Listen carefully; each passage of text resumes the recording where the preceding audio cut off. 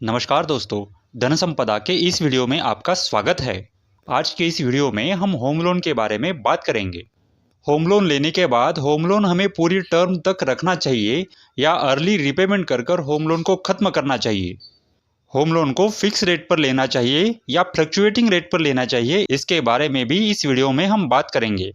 और अगर आपको होम लोन जल्दी खत्म करना है तो होम लोन जल्दी खत्म करने के लिए कुछ टिप्स भी हम इस वीडियो में आपको बताएंगे। तो चलिए दोस्तों, वीडियो को स्टार्ट करते हैं।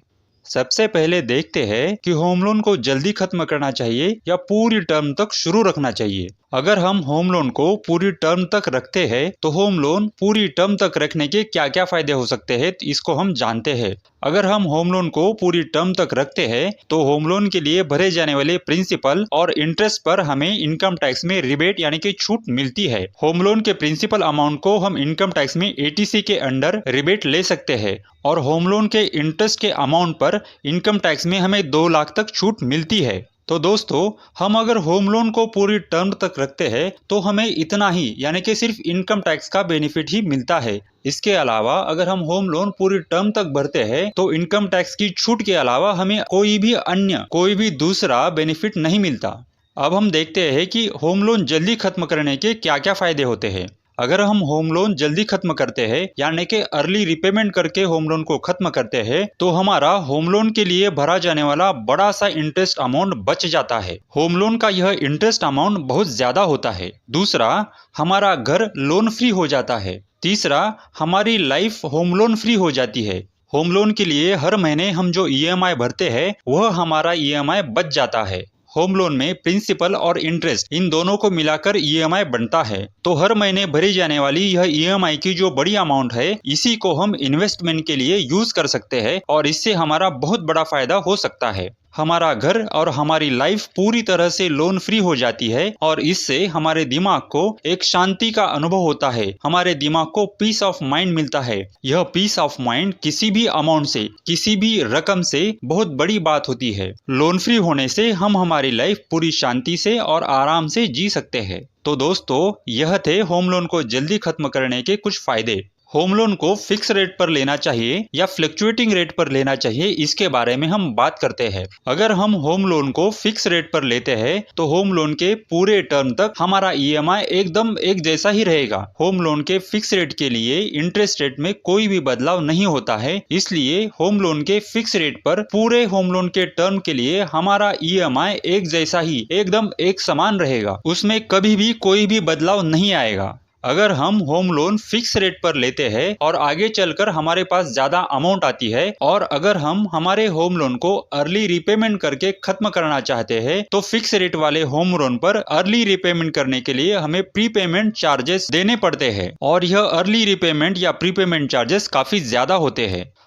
अब हम देखते हैं कि होम लोन को फ्लक्चुएटिंग रेट पर लेने से क्या फर्क पड़ता है या उसके फायदे या नुकसान क्या है। अगर हम होम लोन फ्लक्चुएटिंग रेट पर लेते हैं तो हमारे होम लोन का इंटरेस्ट रेट आरबीआई की पॉलिसी पर डिपेंड करता है। अगर आरबीआई यानी कि reserve bank of India interest rate बढ़ाता है तो हमारे होम लोन का इंटरेस्ट रेट भी बढ़ जाएगा और अगर आरबीआई होम लोन पर इंटरेस्ट रेट कम करता है तो हमारे होम लोन का इंटरेस्ट रेट भी कम हो जाता है। मौजूदा माहौल में देखा जाए तो इंटरेस्ट रेट बढ़ने के आसार बहुत ही कम है और इंटरेस्ट रेट कम होने की संभावनाएं बहुत ज्यादा है। इसलिए अगर हम फ्लक्चुएटिंग रेट पर होम लोन लेते हैं तो ज्यादा संभावना यह है कि आरबीआई इंटरेस्ट रेट कम करे और हमारे होम लोन के इंटरेस्ट रेट भी कम हो जाए, जिससे आगे चलकर हमें होम लोन की ईएमआई भी कम आ सकती है।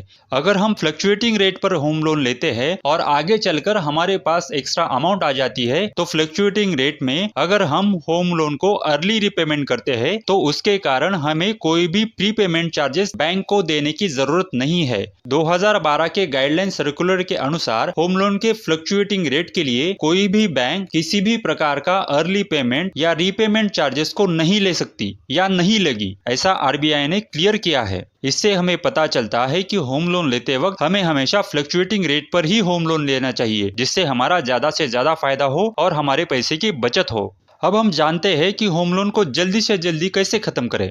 होम लोन को जल्दी से जल्दी कैसे खत्म करना है, यह समझने के लिए हम एक उदाहरण का सहारा लेते हैं। हम यह अज्यूम करते हैं कि किसी एक आदमी ने फ्लोटिंग रेट से 25 साल के लिए होम लोन लिया है। अब वह आदमी उसका होम लोन का EMI अगले 25 सालों के लिए भरता रहेगा। समझिए उस आदमी का हर महीने का EMI 10,000 रुपए आता है, यानी कि वह आदमी हर साल 1,20,000 रुपए EMI के तौर पर बैंक में भरेगा। वह आदमी यह अमाउंट अगले 25 साल तक भरता रहेगा। अगर उस आदमी को यह होम लोन जल्दी खत्म करना है, तो अगर वह आदमी उसको आने वाले EMI का 10% अमाउंट हर साल बढ़ाता है, तो उस आदमी का 25 साल का होम लोन 10 साल और 2 महीने में खत्म हो जाएगा। उस आदमी को 10,000 हर महीने यानी कि 1,20,000 रुपए हर साल EMI के तौर पर भरना पड़ेगा। अगले साल वह आदमी इस EMI का 10% एक्स्ट्रा अमाउंट भरता है, यानी कि 10,000 में 10% मिलाकर अगर वह आदमी हर महीने 11,000 EMI भरता है, उसके अगले साल 11,000 पर 10% बढ़ाकर यानी कि हर महीने 12,100 रुपए EMI के तौर पर भरता है, और इसी क्रम को साल दर साल 10% बढ़ाकर अगर वह EMI भरता है, तो उस आदमी का 25 साल का होम लोन सिर्फ 10 साल और 2 महीने में खत्म हो जाएगा।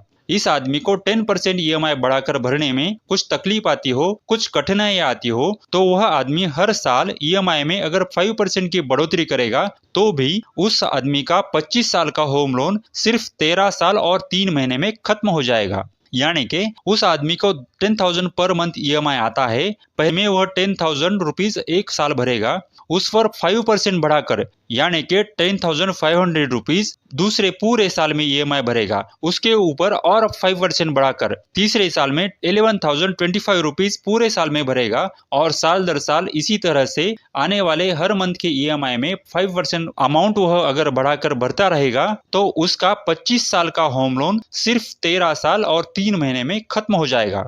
अगर किसी आदमी को EMI 5% बढ़ाकर भरने में भी मुश्किल आती हो, तो वह आदमी हर साल एक अतिरिक्त EMI भरे, यानी कि इस आदमी का EMI हर महीने 10,000 रुपए आता है, तो वह आदमी एक साल में 12 EMI भरेगा, यानी कि एक साल में 1,20,000 रुपए EMI के तौर पर भरेगा। अगर उस आदमी ने 12 की जगह 13 EMI भरे, यानी कि 10,000 पर मंथ के हिसाब से अगर उसने 12 की जगह 13 EMI भरे, यानी कि साल में अगर उस आदमी ने 1,30,000 EMI के तौर पर भरे, तो भी उस आदमी का 25 साल का होम लोन सिर्फ 19 साल और 3 महीने में खत्म हो जाएगा।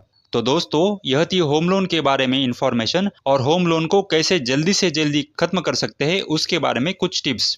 अगर आपको दी हुई जानकारी पसंद आई हो तो वीडियो को लाइक और शेयर करें, और अपने चैनल धन संपदा को सब्सक्राइब भी करें। धन्यवाद।